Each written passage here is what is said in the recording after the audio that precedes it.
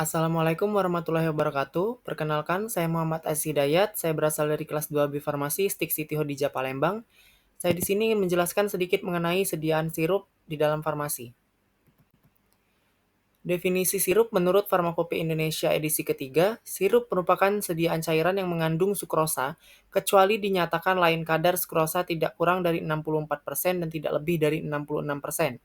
Menurut Farmakope Indonesia edisi keempat, sirup merupakan larutan oral yang mengandung sukrosa atau gula lain kadar tinggi.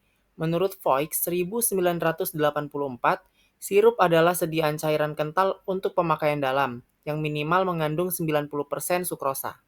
Dalam ilmu farmasi, sirup banyak digunakan karena dapat berfungsi sebagai berikut. Yang pertama, obat, misalnya chlorpheniramine maleatis sirupus. Yang kedua, Corrigensia saporis, misalnya sirupus simplex. Yang ketiga, Corrigensia odoris, misalnya sirupus auranti. Yang keempat, Corrigensia coloris, misalnya sirupus roedos, sirupus rubiideae.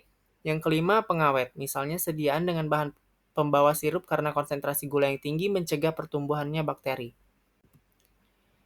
Jenis-jenis sirup terbagi menjadi tiga, yaitu yang pertama sirup simplex mengandung 65% gula dengan larutan nipagin 0,25% B per volume. Yang kedua sirup obat, mengandung satu jenis obat atau lebih dengan atau tanpa zat tambahan dan digunakan untuk pengobatan. Yang ketiga sirup pewangi, di mana sirup pewangi ini tidak mengandung obat tetapi mengandung zat pewangi atau zat penyedap lainnya. Tujuan pengembangan sirup ini adalah untuk menutupi rasa yang tidak enak dan bau yang tidak sedap. Sirup juga mempunyai kelebihan dan kekurangan. Kita bahas kelebihannya terlebih dahulu. Yang pertama yaitu lebih mudah ditelan daripada sediaan lain seperti pil, tablet, kapsul, sehingga banyak disukai anak-anak, bayi maupun usia lanjut. Yang kedua, lebih mudah menutupi rasa yang tidak enak dengan penambahan pemanis dan pengaroma. Maka dari itu, di mana rasa obat yang pahit itu bisa jadi manis setelah dibuat sirup gitu loh. Agar tidak terasa pahitnya, tidak terasa bau yang nggak enaknya.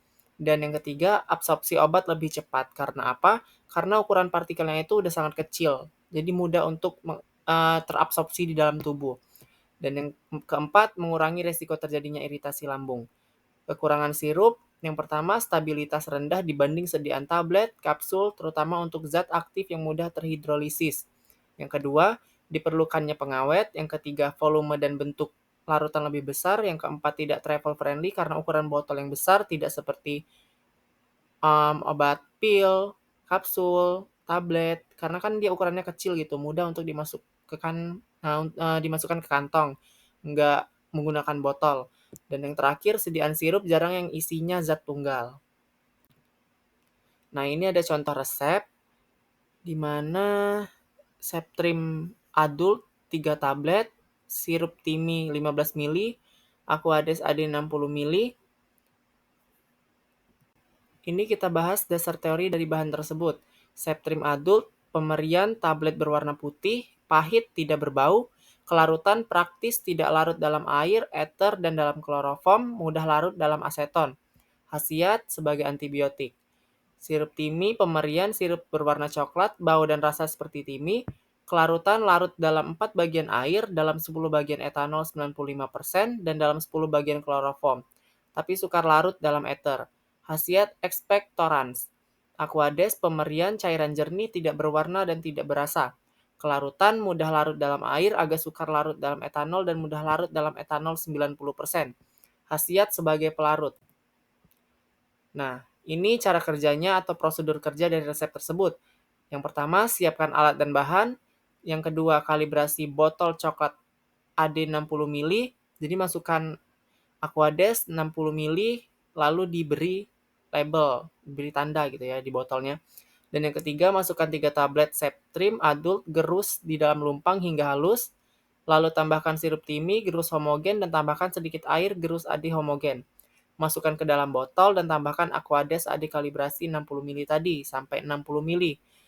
Lalu tutup botol, beri etiket serta label.